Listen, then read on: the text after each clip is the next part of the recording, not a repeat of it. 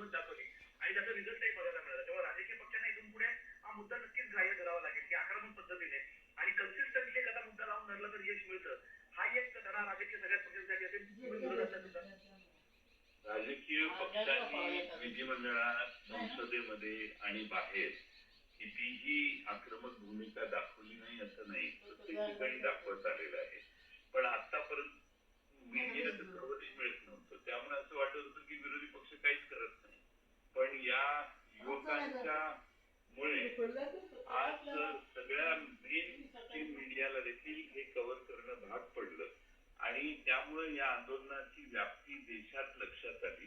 Social media हा एक major instrument झालेला आहे आज, हेही आपल्याला मान्य केलं पाहिजे.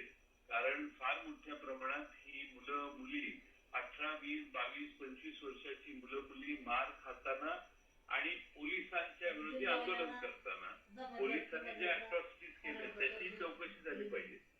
ज्या पद्धतीने 1-2 व्हिडिओज आहेत, एक पोलीस अधिकारी जाऊन एका महिलेला थप्पड मारतो, एक पोलीस अधिकारी माणसाला धरताना महिलेची त्याच्याबद्दल त्याचा झालेला जी काही व्हिडिओ आहे, अशा सगळ्या म्हणजे मस्तावलेल्या पोलिसांना देखील जागा दाखवण्याचं काम हे महाराष्ट्र सरकारने आणि केंद्र सरकारने किंवा ज्या ज्या राज्याचं सरकार त्यांनी केलं पाहिजे.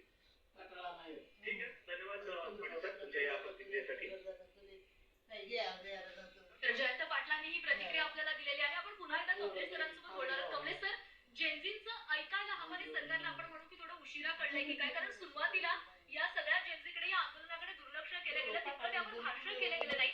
मात्र अचानक 2 दिवसांमध्ये आपण पाहिलं पंतप्रधानांचे व्हिडिओ येतात आणि या व्हिडिओ नंतर आज राजीनामा घेतला जातो. ही कुठेतरी स्ट्रॅटेजी म्हणावी लागेल का?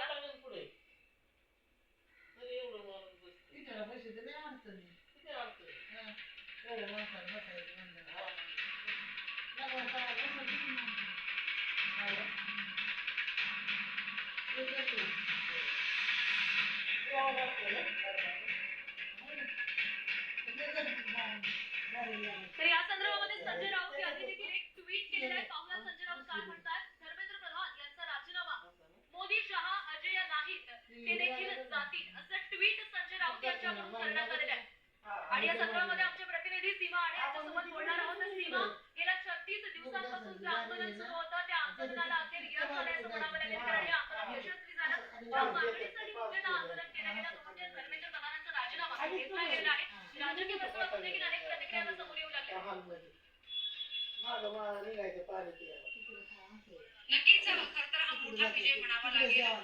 मागील अनेक दिवसांपासून सोनम यांच्या नेतृत्वाखाली त्यांनी उपोषणाला सुरुवात केली होती. मोठ्या संख्येनं तरुणांनी त्यांना सपोर्ट केलेला होता, पाठिंबा दिलेला होता.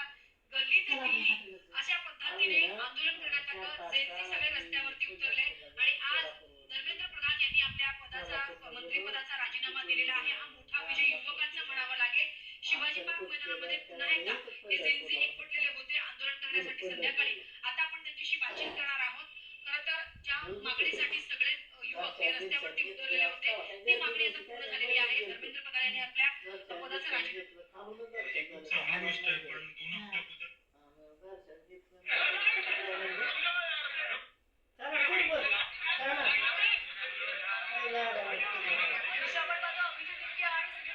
कार्यकर्ते या ठिकाणी आपल्याला पाहायला मिळतात. आता यांच्या प्रतिक्रिया नेमकं काय असतात ते पाहावं लागणार आहे.